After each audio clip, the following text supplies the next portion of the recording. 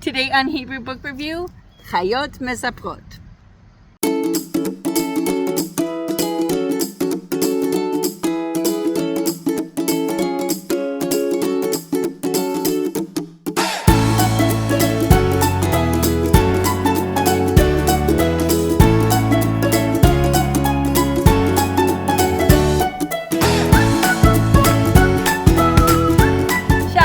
Welcome back to Hebrew Book Review. I'm Sapir, and today I am reviewing a series of 4 books.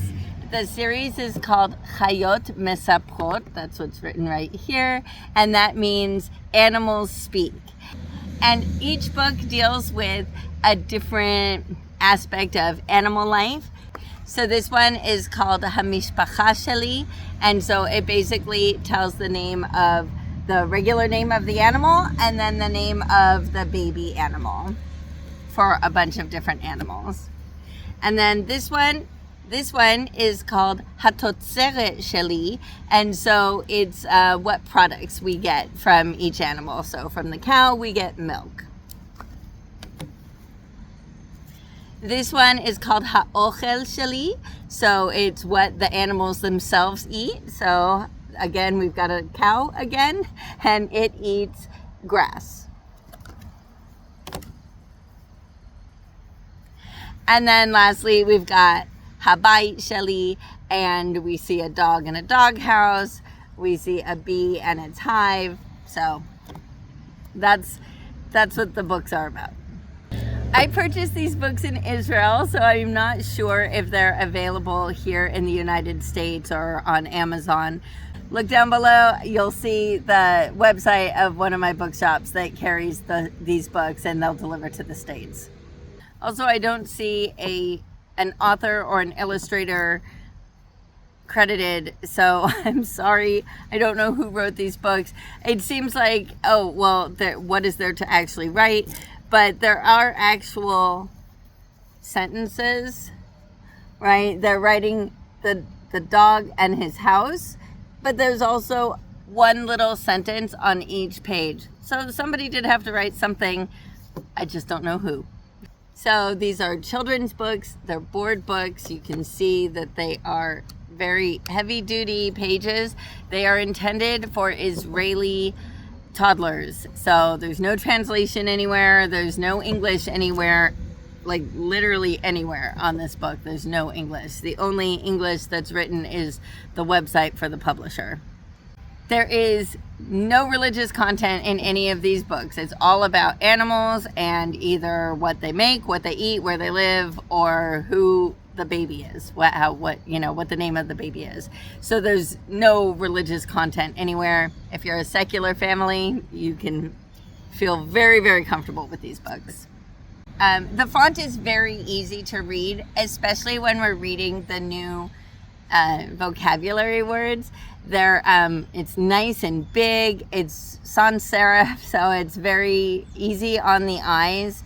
The font for the sentence is maybe a little bit on the small side, but still, my son was 9 years old when we read these books, and he didn't have any problems with it. And it's written in Ketiv Chaser, we can see with that word Yeruka. With Ketiv Maleh, it would be written with a shuruk instead of the kibbutz. As with all children's books, you can use these books in multiple ways. If the parent speaks and reads pretty good Hebrew, they can go with them, and the child really doesn't have to know anything, and they can just go through and say, oh, mazeh, zod para, mazeh, chalav, glug, glug, glug, right? The child can learn the Hebrew words without really having to read anything. But of course, the parent does have to be able to read Hebrew because this is intended for Israelis, and so there's no transliteration, there's no help at all with pronunciation. The parent/teacher must know Hebrew.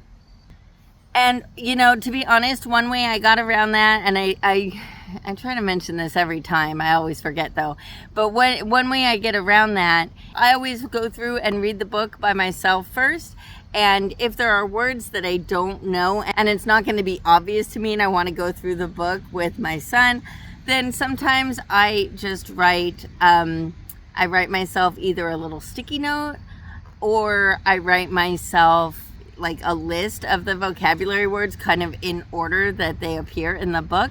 And that way I can remind myself either how to pronounce it or what it means, so that I'm, can quickly look down my list and remember, and then help my son, with his learning process.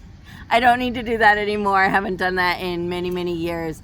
But when I first got back into Hebrew, that's what I had to do a lot. I had to make myself a lot of notes because there were a lot of words that I didn't know or I couldn't remember how to pronounce. I couldn't read very quickly.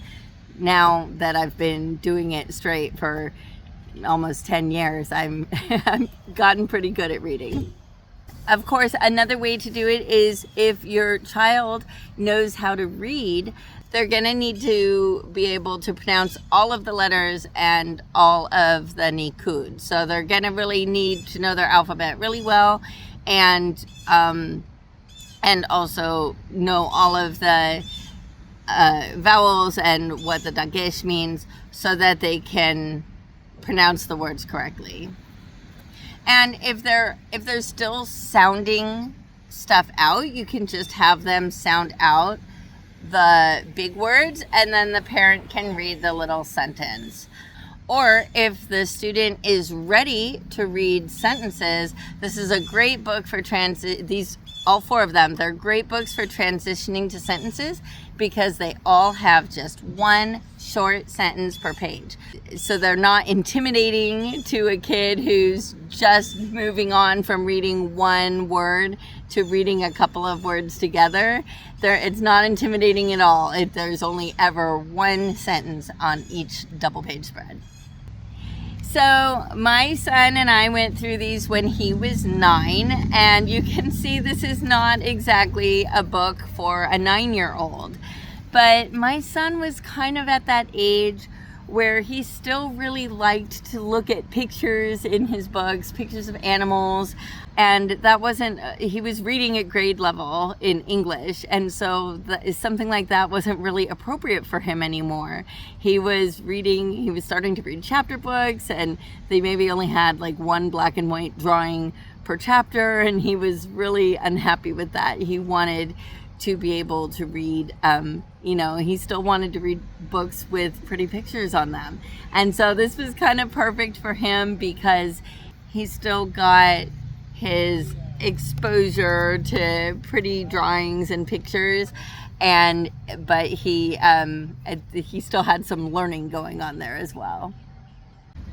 All right, so I thought all of the books were great, but particularly this one, Hatotzeret Sheli. It was a lot of fun kind of working through what certain words mean in Hebrew. So of course, Totzeret kind of means like a product, like what you get from me.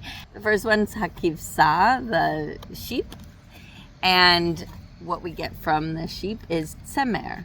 And so my son thought that Tsemer meant yarn, but he didn't really know. He was like, well, what does yarn have to do with the sheep? And so he knew the word se'ar, so I said, Hatsemer zehat se'ar shel hakivsa.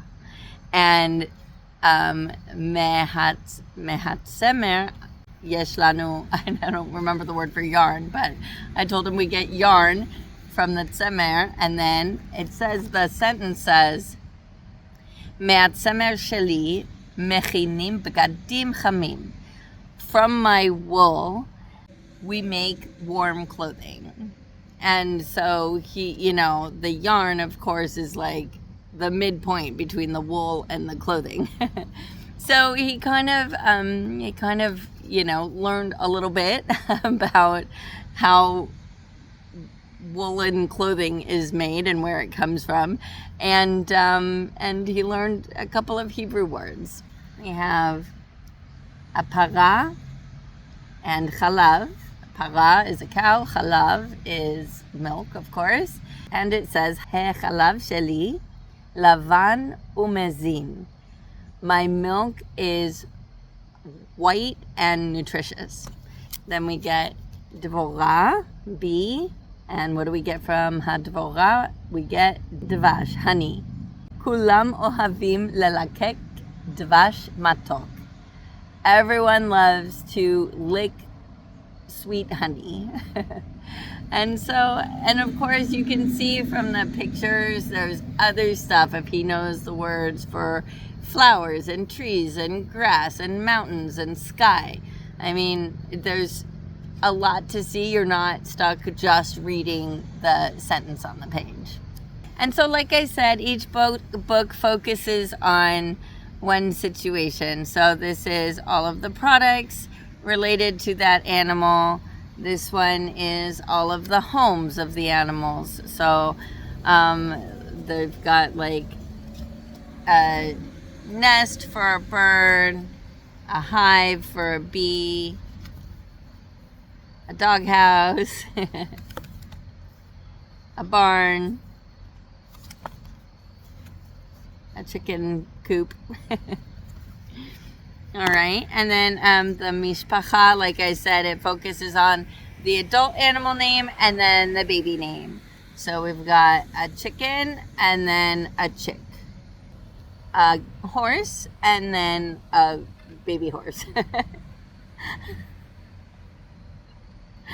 colt, a foal, right? I don't even know these words in English.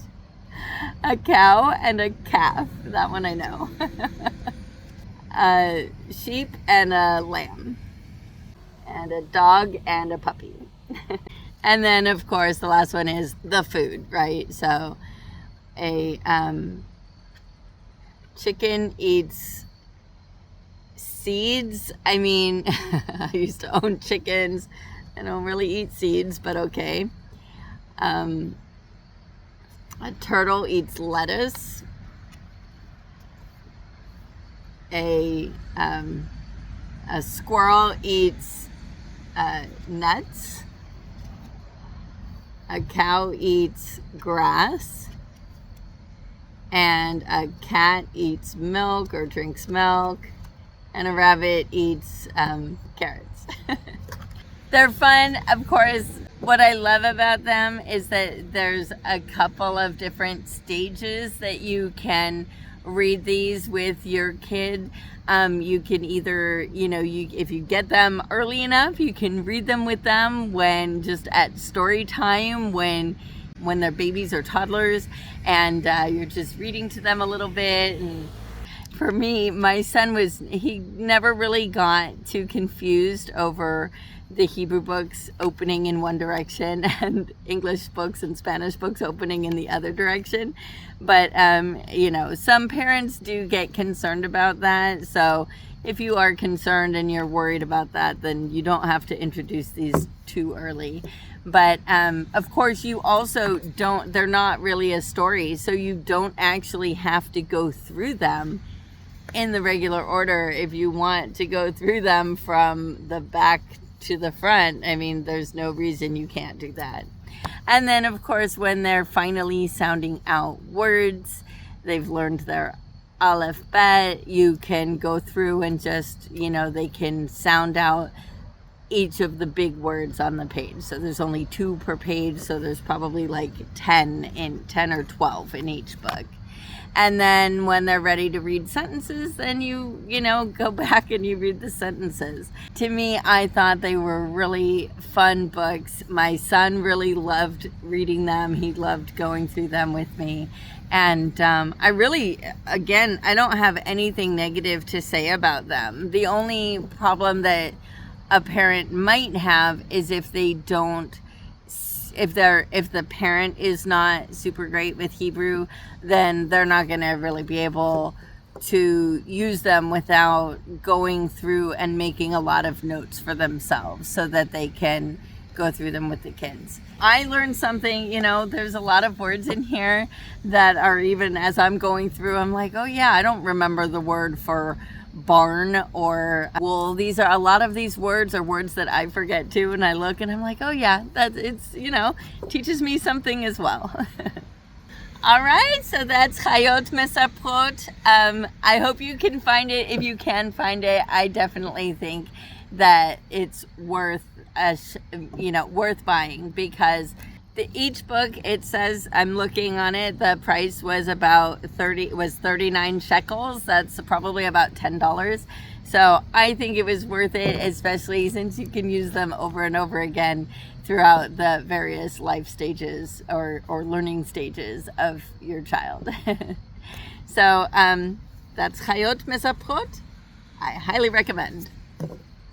All right, that's it for today. Thank you so much for watching. If you have any questions or feedback, please leave it in the comments and I will do my best to get back to you. Hit like if you enjoyed this video, and subscribe and hit the notification bell if you want to see more. Lehitraot, Papa Am Haba'ah. See you next time.